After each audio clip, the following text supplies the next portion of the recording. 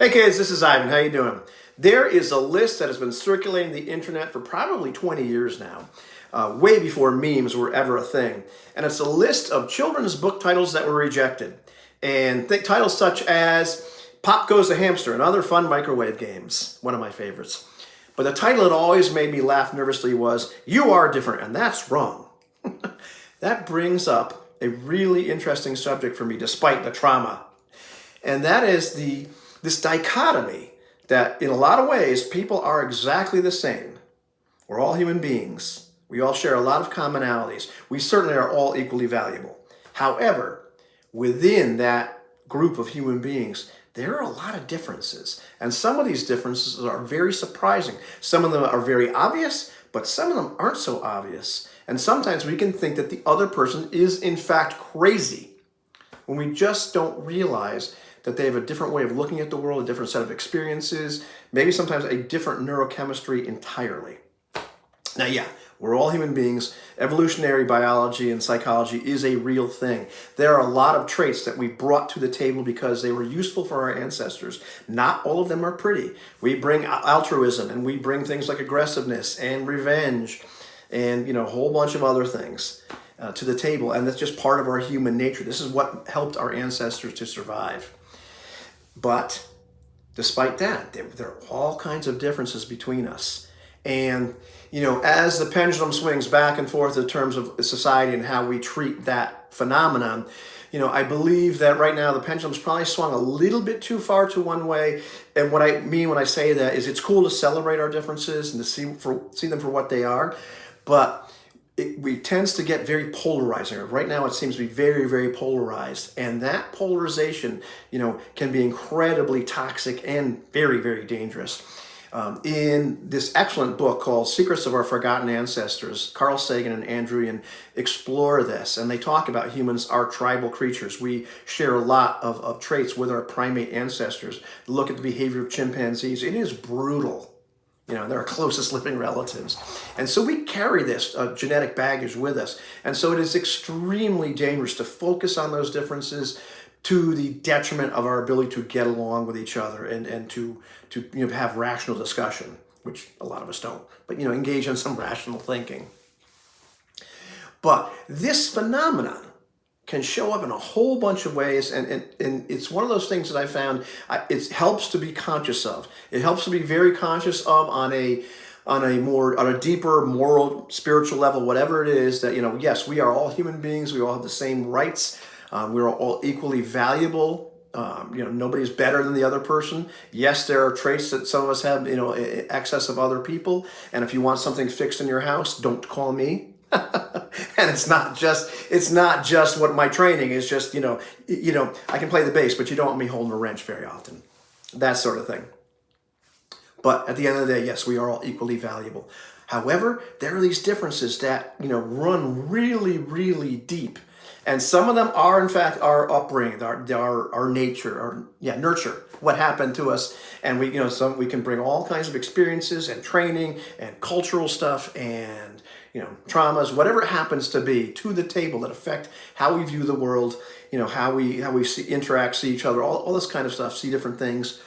There's a lot of it just hardwired because people are different. Any parent can tell you, if they've had multiple children, that kids come out different. I've got 2 daughters, and the personality that we saw at 30 days is the personality they still have at almost 30 and almost 33. And I'm watching the same thing happen with my granddaughters right now, and it is a hoot to see those little personalities develop because that's what you're going to see for the rest of your life in some way, shape, or form. And I've seen the same thing in friends that I've known for my whole life and all that sort of stuff. And this shows up in a lot of areas and becomes very important in a lot of areas. Things like music, things like role-playing games, things like recovery, things like business, psychology, all this kind of stuff. I see it showing up again and again and again. And one of the biggest roadblocks we can run into is we don't see the differences that aren't so obvious.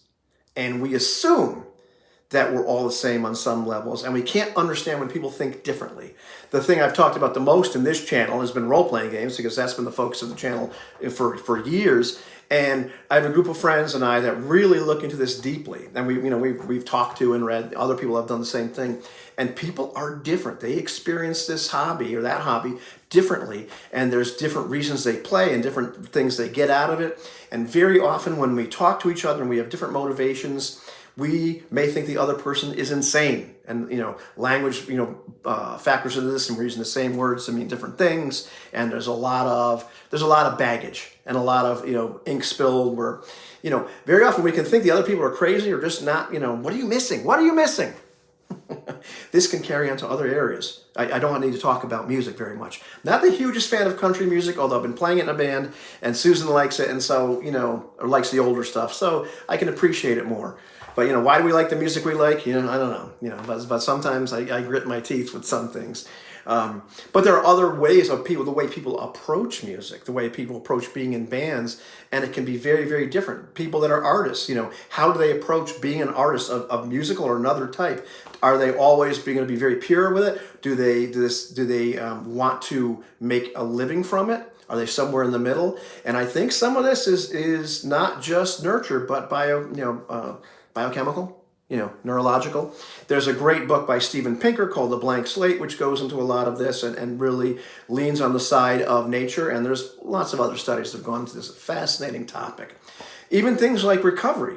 The recipe for recovery is the same. There are things you have to do in recovery. However, while it's very important for everybody in recovery to take responsibility for themselves and realize that, it's not everybody else's fault, it's also equally as important to not beat yourself up and to, be stuck in guilt and remorse and decide that you're an immoral person. And depending on the people, some people need an awful lot of the first and need to be reminded all the time, hey, listen, you need to take responsibility for this, like now. And but others of us, we need a lot more of, hey, listen, you're not a bad person, it's not your fault. And and being more compassionate. And that I've noticed with different people need different things. They're just fundamentally different. We're all the same in terms of what brought us to recovery and the recipe that works, but we may need a little bit different in terms of the ratio of ingredients. And one of the things I've noticed being, approaching my YouTube channel differently and thinking to myself, okay, I want to do things I like for a living, so what can I do with this to make it an income stream? I even hate that term, but you know what I mean. Probably because of, baggage, income, baggage, emotional baggage. But anyhow, watching some channels talking about that, of course, now in my feed are all kinds of motivational people and business type people and related things. And one of the things I've noticed is that many of these people, I don't want to call them type A personalities, but they're very, very driven. It's even they're humans, so of course they deal with things like self-doubt and all that stuff, but they are very quick to say you need to push past self-doubt, and here's what you need to do in order to succeed, and don't worry about so much what other people think, and drive.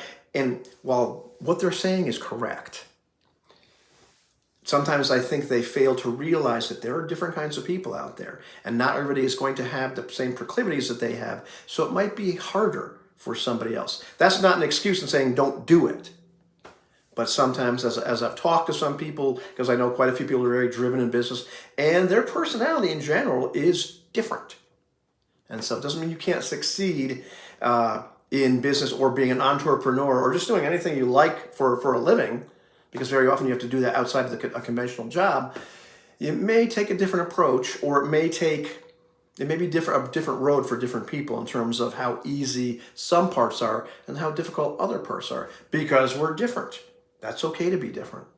So it's okay to be, Is there a takeaway from this video other than like curiosity and fascination? How similar we are about the intricacies of human behavior and human psychology. How on a moral level, on the political science level, all these kind of things, that there's this equal value in every human being. And, holding that truth or those truths along with, man, we're really different, and not having the pendulum swing too much one way where one size fits all, and not swing too much the other way where we're so different we should just get into these different camps. And we don't have to look very far to see how devastating that can be in either direction. All right. That's what I got to talk about today, kids. Hope that you enjoy that. And I'm supposed to point to some other video saying, look at this. But I'll probably put a couple of videos here telling you to like, hey, man, follow your passions, follow your dreams, do what you want. Be different. And you are different, and that's not bad. That's a great thing.